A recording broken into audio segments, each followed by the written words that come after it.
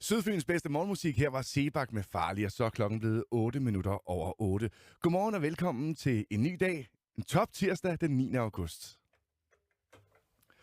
Og i disse dage, der er der mere end 60.000 danske børn, der stifter deres første bekendtskab med det danske skolevæsen. Og for en del af dem, der bliver det altså starten på en lang og traumatiserende 10-års periode, hvor de måske skal udsættes for mobning. Der er i hvert fald mobning mange steder, og selvom det jo altså siden 2009 har været lovpligtigt for alle skoler at have en mobbepolitik, en mobbestrategi, så viser den seneste undersøgelse fra sidste år altså, at hver tredje skole faktisk stadig ikke er med. Og nu kan jeg sige godmorgen og velkommen her i studiet til Julie Danielsen, som selv har haft mobningen helt tæt inden for kroppen. Godmorgen og velkommen til Julie. Godmorgen. Og jeg vil lige starte med at sige, at du har selv taget kontakt til os, og jeg synes simpelthen, det er så imponerende, at du vælger at stå frem, fordi mobberiet er ikke helt færdigt for dig endnu. Det er faktisk kun et par måneder siden, at det var rigtig, rigtig slemt igen. Må jeg ikke lige spørge dig først, hvorfor er det, at du vælger at stille dig selv i skudlinjen og stå frem som mobberoffer? Du kan jo bare, nu når det er ved at være overstået, sige, det hører fortiden til. Hvorfor er det, du vælger at stå frem? Jamen, det er jo fordi, at jeg ser jo stadigvæk i dag, at der er rigtig mange, der bliver mobbet, og jeg har jo mærket det på egen krop. Så jeg synes, det er rigtig vigtigt at sætte fokus på, at nu er det mange år siden, det startede, og jeg lider jo stadigvæk af det. Og det... Og det startede, fortæl dig, du i grundskolen, altså i de små klasser. Og du ved egentlig ikke, hvorfor. Altså, hvad det var, der startede. Sådan blev det bare. Ja, sådan blev det bare. Mm. Og så er det jo noget, der har fulgt dig, og blandt andet har ført til, jamen du har nogle spiseproblemer, har haft det rigtig svært, har haft lavt selvværd. Men nu er du 23 år, og er ved at komme videre i livet, men du møder stadigvæk nogle af dem fra dengang, og du siger, det er stadigvæk en presset situation, du er i. Ja, altså det er jo helt klart blevet bedre, fordi jeg har fået hjælp. Så, jeg startede jo som helt ung, og allerede faktisk som 11-årig, der var det jo så slemt, at jeg også begyndte at ridse mig selv. Så det er rimelig tidligt, og jeg kunne ikke rigtig få den hjælp, fordi jeg følte ikke, at jeg blev hørt. Og jeg ved, du har et par gode råd til både forældre og børn og unge lidt senere. Men først skal vi lige snakke om, der er forskellige, fordi der er jo også de her godmodige drillerier, eller som man kan have mellem søskende, og også i nogle klasser, hvor det bare er drillerier, man ikke skal tage det for mere end det er. Men så er der mobningen, det der, hvor det ikke er gode drillerier, men hvor man siger ting, der er rigtig ubehagelige til hinanden, ikke? Jo. Altså det er jo der, hvor det begynder, hvad jeg synes, begynder at blive personligt. Mm. Der, når man begynder at komme med nogle sætninger på, som blandt andet med min vægt, eller at jeg lugter, eller jeg igen er for tyk, eller jeg er mærkelig. Sådan. Så det er sådan noget, når det begynder at blive personligt, så vil jeg sige, det er som mobning. Og så er der grov mobning. Det er der, hvor det faktisk bliver fysisk, hvor man begynder at skubbe og slå lidt, ikke? Jo, og det har jeg jo også været udsat for, så jeg har fået hele turen. Og så er der endnu et nyk op. Chikane, det er der, hvor de kommer hjem til en, holder øje med en, skriver små beskeder. Vi kommer og tager dig, når du ikke ved, der er den slags, ikke? Ja, altså jeg oplevede 4 piger, hvor 2 af dem ventede uden for min dør, den ene med en spand vand. Og da jeg sådan dukker op, jamen, så får jeg en spand vand i hovedet, og så bagefter sparker mig over knæet. Og de har jo også lagt beskeder i min postkasse, hvor jeg egentlig bare, hvor der stod det der med, at jeg burde egentlig bare dø, fordi at verden den var bedre uden mig. Hvad tror du får dem til det? Ja, det ved jeg ikke helt. Altså, jeg har jo altid været sådan en stille pige, der ikke rigtig siger så meget, og... Men det vil jeg da umiddelbart tænke. Altså, så var man altså, helt fri for mobning. Altså, jeg tænker, det normalt i samfundet er sådan, hvis man stikker snudskaftet frem, så kan man risikere at få en over næsen. Men hvis man holder sig for sig selv, så plejer det jo at gå. Men sådan var det ikke. Nej, altså, det var det ikke for mig. Jeg var en meget sådan stille pige. Jeg kunne godt lide at snakke med mine skolelærer, eller dem, der var yngre end mig. Og det kan være, at de synes, det var noget mærkeligt, og så har jeg også, eller er stadigvæk også perfektionist, så alt skulle bare være i orden, og de synes også, det var mærkeligt, at jeg ikke bare kunne lade det være rodet, så det synes de jo også var herresjovt. Så for eksempel dit penalhus, har du fortalt, jamen du var tingene var pænt i orden i farvekoder og så videre, og så synes jeg, det var helt vildt sjovt hver gang, der var frikvarter, altså skulle de rode dine ting. Ja, så ventede de jo spændt efter frikvarteret for at se, om jeg nu ryddede op efter deres rod. Og det gjorde jeg jo selvfølgelig, fordi det kunne jeg ikke holde ud at se. Nu er du heldigvis lidt længere i forløbet, og du har det bedre nu. Men det er jo altså også derfor, at du har mulighed for nu at sådan se lidt ud af egne briller og sige, jamen, hvad kan man gøre? Og lige om lidt skal vi tale om, hvad kan man som forælder gøre, hvis man har mistanke om mobning? Og ikke mindst, hvad kan man som barn eller ung gøre, hvis man synes, at det at gå i skole, det er en daglig pinsel. Det skal vi tale lidt mere om lidt. Jeg er rigtig glad for, at du kommer på besøg. Lige nu er det seneste fra Timberlake. Sydfyns bedste sommermusik, Justin Timberlake, og her Can't Stop the Feeling. Klokken er blevet 16 minutter over 8. Jeg har besøg af Julie Danielsen. Jeg synes, det er rigtig måde, du står frem, for du er blevet mobbet en rigtig stor del af dit liv. Nu er skolerne jo lige startet, og jeg ved, at det er ret vigtigt for dig at få spredt budskabet om, at der er altså noget at gøre ved mobning. Nu har du været meget ærlig, så det vil jeg også være. Jeg var til Gamle Elevers fest her for nylig, og der snakkede jeg med en tidligere klassekammerat, som sagde, at han var glad for, at vi kunne mødes på den her måde, hvor han ikke skulle mobbes. Og det gik så op for mig, at han havde følt sig mobbet igennem sin skoletid af mig og nogle af kammeraterne. Vi anede det jo ikke. Og da jeg så spurgte ham til den her fest, siger jeg til ham, men Michael, hvorfor sagde du aldrig noget? Du grinede jo og var med, og vi troede, at vi havde det sjovt sammen. Og så sagde han, jamen, det kunne han ikke få sig selv til. Det var meget, meget svært at sige, nu bliver jeg ked af det. Hvorfor er det så svært, når man bliver mobbet, at sige fra? Ja, det er jo et rigtig godt spørgsmål. Jeg kunne ikke sige fra, fordi jeg følte, at så var det et nederlag, og så havde de endnu en grund til at sige, vi tager lige en ny runde, en ny omgang, sådan, så hun rigtig kan komme ned med nakken. Og jeg kunne heller ikke sige det til lærerne, eller min familie, eller vennerne, eller noget som helst. Jeg havde faktisk ikke særlig mange venner, så jeg gik med det her alene, og det er jo et rimelig stort tabu. Så. Og jeg ved, du havde det sådan, jamen nogle gange havde du bare brug for en fridag fra det her mobning. Og så spillede du ligesom med på den, og prøvede sådan at være sej med dem, og lød som om, at det hele bare var okay, ikke? Jo, altså jeg blev nødt til at opdægte en masse ting for at lyde sej, for at få den her 1 til 2 til 3 dages fridag. Og altså det er jo fatteligt, man skal så langt ud for at føle sig sej på den ufede måde. Altså det er jo ikke sandt, det jeg kom med, og i dag er jeg jo ikke særlig stolt over det.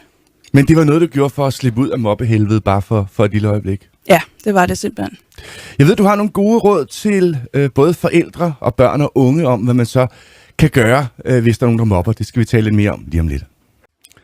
Og så er klokken blevet 21 minutter over 8. Godmorgen og velkommen til en ny dag. Jeg har fortsat besøg her i studiet. Det er Julie Danielsen, der gennem en stor del af sit liv er blevet mobbet. Og nu her ved skolestart, der er jeg rigtig glad for, at du har haft lyst til at komme i studiet og fortælle lidt om, hvordan det er at være mobbeoffer. Og som vi talte om lige før, jamen så nogle gange, så dem, der mobber, ved måske ikke, hvor ondt det gør på dem, de mobber. Du er blevet bedre med årene til at sige fra og kende forskel på, når der bare taler om lidt drilleri og om egentlig mobning, ikke? Jo, det er jeg. Og så er du også blevet bedre til at sige fra, ikke? Hvis du synes, at det her det er for groft, det vil jeg ikke finde mig i. Ja, altså jeg arbejder stadig på det, men jeg er blevet væsentligt bedre. Og en af de ting, der har hjulpet dig, det er hypnose. Du har været hos 2 forskellige hypnotisører, blandt andet Jeppe Schødt, som man jo måske har set til Horror Nights ude på Valdemar Slot, og så hos Morten. Ja. Og hvordan har de hjulpet dig, de her hypnotisører? Jamen altså, vi har jo... jeg har jo været ved 2 forskellige, jo, Morten og Jeppe, og der har vi jo arbejdet på forskellige måder, men det vi arbejder på, det er at få de her dårlige minder bearbejdet, sådan så jeg kan håndtere dem, og jamen, jeg har jo også fået nogle forskellige redskaber, som at lave min egen sådan lille boble, og ignorere udefra kommende negative angreb. Men det fylder stadigvæk meget. Du fortalte mig, før vi gik i studiet, for 2 måneder siden var den rigtig gal igen. Faktisk så gal, at du havde lyst til at stå af toget. Ja, altså, der var lige en masse forskellige ting fra min fortid, der lige syntes, at de skulle have lov til at overrumple mig. Og jamen, før jeg ved af det, jamen, så har jeg jo taget relativt mange piller, der får en til at sove. Og jamen, jeg fik det rigtig dårligt meget hurtigt, og jeg fortrød det faktisk med det samme og fik hjælp. Og så det var faktisk et selvmordsforsøg, og hvis jeg ikke havde fået hjælp, jamen så var det faktisk lykkedes mig. Jeg er rigtig glad for, at du står her i dag, og jeg er rigtig glad for, at du fortæller historien, for jeg tror, der er rigtig mange, der måske ikke ved, hvor alvorligt det er.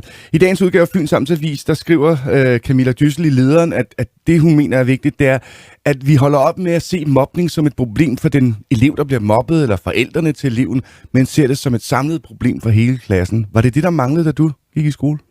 Ja, altså jeg følte mig jo overset, og jeg følte, at de ikke kunne se de signaler, jeg sendte. Så ja, det vil jeg mene. Men der er jo heldigvis en masse, man kan gøre ved det, og jeg ved, at det, der du siger er rigtig vigtigt, det er, at familien prøver at forstå det her, og ikke bare ser, at så er man familiens sorte form, men prøver at gå ind i mobbesagen og virkelig lytte til, hvad der sker. Og det er ikke nok, når man spørger børnene, hvordan er det gået i skolen, når man så ikke lytter efter. Man skal lytte efter, hvad de siger, og se, om der er noget galt, ikke? Ja, og så ofte dem, der bliver mobbet, jamen de kommer hjem og er meget nedtrykt. Det var jeg jo selv. Og det synes jeg jo selv er et signal, hvor ens forældre burde sige, har du haft en god dag? Jeg synes ikke, du ser så glad ud. Hvad er der sket? Lad mig høre. Og så virkelig ville høre på, hvad barnet siger, og lade barnet få tid, fordi det er voldsomt hårdt at sige, fordi at, det er jo et tabu, og man føler sig jo helt forkert, når det er. Og det er vel et nederlag, ikke? Det er et stort nederlag, ja, for os, der bliver mobbet. Men til de børn og unge, der så bliver mobbet, der handler det vel også om, og det er vel også dit gode råd, at komme ud af busken og få sagt det, både til dem, der mobber, det kan godt være, det ikke hjælper, men så til lærerne, til forældrene, til nogle voksne. Ja, altså man bliver nødt til at sige det til en eller anden, bare en, man stoler sådan tilstrækkeligt nok på, og sige, jeg er altså lige blevet mobbet, hvad fanden gør vi? Kan jeg få hjælp her? Jeg har svært ved at sige det til den, og den vil du hjælpe mig med at få det sagt. Så.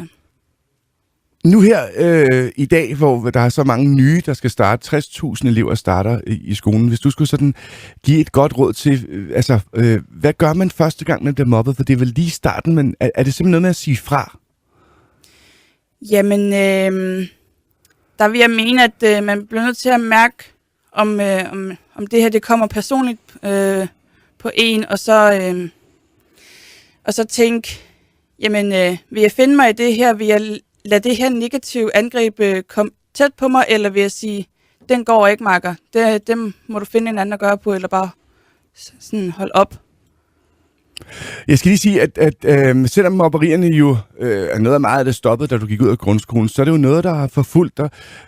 Du fortalte blandt andet om en episode, hvor du sådan var vristet dig lidt fri af mobningen, og så møder du 4 af dine plageånder i toget. Ja, jeg mødte dem i Ringe, og de stod så af i Stenstrup.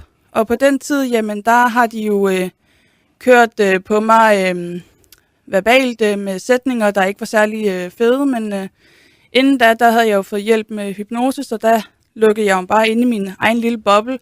Og de syntes lige pludselig, det var altså ikke særlig sjovt, fordi jeg ignorerede dem, og så blev de ved med at sige, er du døv eller hvad? Hallo, er du døv? Og jeg tænkte bare, jamen, det kan I da sagtens sige, det rører mig ikke. Og det er jo lige præcis det, vi skal ind til nu. Motivet til at mobbe. Hvorfor er det, de mobber dem her, der mobber? Det skal vi tale om lidt senere. Julie, jeg er rigtig glad for, at du er på besøg i studiet. Jeg får lige en kop vand og en kop kaffe og noget, og så skal vi have nyhederne lige om lidt.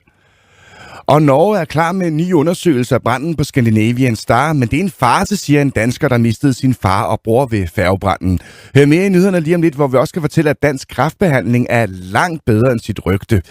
Og så skal det også handle om Svendborg Kommune, der mangler 25 millioner på budgettet. Det er 1% af hele budgettet, der mangler. Hør mere i nyhederne, der kommer om 3 minutter, når klokken den bliver 8:30. Inden da Scarlet Pleasure, der var for nylig underholdt på Langelandsfestivalen. Her er Heat. Det var Meghan Trainor og No, og dermed godmorgen og velkommen til en top tirsdag. Det er den 9. august, og nu er klokken 21:09. Godmorgen, jeg hedder Danny Fobian, og jeg har fortsat besøg her i studiet af Julie Danielsen, der jo altså har været mobbeoffer stor del af sit liv, men er ved at komme ud på den anden side nu, blandt andet ved hjælp af hypnose.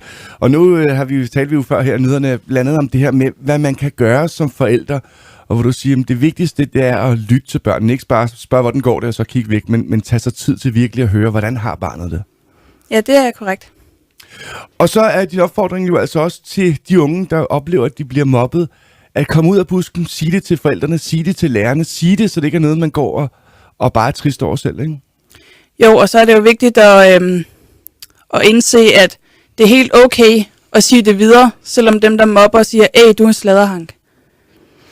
Vi talte lidt om før det her med hvor grovt det kan blive, altså almindelig mobning, som bare er grove drillerier, og grov mobning, som bliver fysisk, og så chikanerier, hvor man for eksempel altså holder øje med folk, sender grimme beskeder på sociale medier, måske venter på dem. Du fortalte, de havde ventet på dig foran dit kollegie. Og det her med chikanen, at det er jo helt forfærdeligt, fordi så har man jo ikke hælde nogen steder, vel? Nej, og jeg udviklede faktisk også angst og fik panikangst og panikangstanfald. Så det har været rigtig ubehageligt.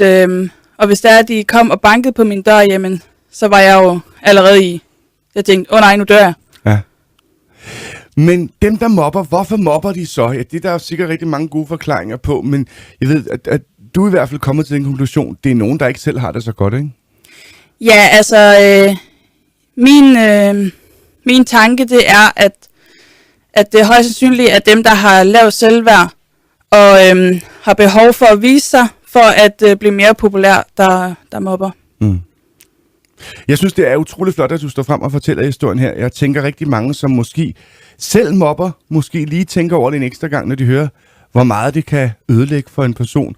Og dem, der bliver mobbet, får måske forhåbentligvis lidt mod til at sige fra og fortælle det til nogen, fordi det er jo første skridt, at man ligesom får delagtigt gjort nogle af de voksne i det, ikke?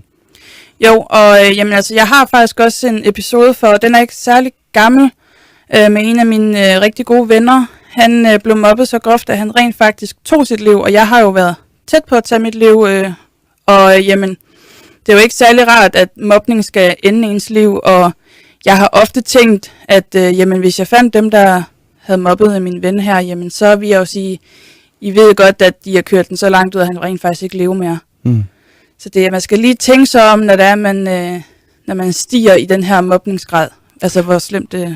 Og lige her til sidst, der er de sociale medier vel ikke noget, der hjælper til det her med, at man på alle tider døgnet kan skrive til hinanden, og det vil ikke gjort det nemmere at være mobbeoffer. Nej, fordi med de her grimme beskeder her, man får over nettet, jamen der sidder man jo ofte helt alene, og man kan jo ikke, man kan ikke... Det er svært at bearbejde, når man sidder alene, ikke? Ja, og man kan jo ikke se folks reaktioner, så man bliver faktisk rigtig såret, og det er jo svært at forstå tekst. Og her til sidst vil jeg bare sige, jamen altså, jeg synes, vi skal lade opfordringen gå videre med, at mobning, det er ikke den enkelte elev eller det enkelte forældrepars problem. Mobning, det er hele klassen, hele skolens, hele samfundets problem. Ja. Julie, jeg er simpelthen så glad for, at du kom. Jeg synes, det er så flot, du står frem. Julie Danielsen, tidligere mobberoffer, og heldigvis kan vi godt sige, ude på den anden side nu, og klar til starten af resten af et fantastisk liv. Tak fordi du kom. Og så blev klokken 17:17. Lige om lidt har vi klar med gode idéer til, hvad der kan opleve det sydfynske her de kommende dage. Og der er en masse på tapetet, skulle jeg lige så sige. Men først lige her musik fra Erik Hasle. Her er No Words.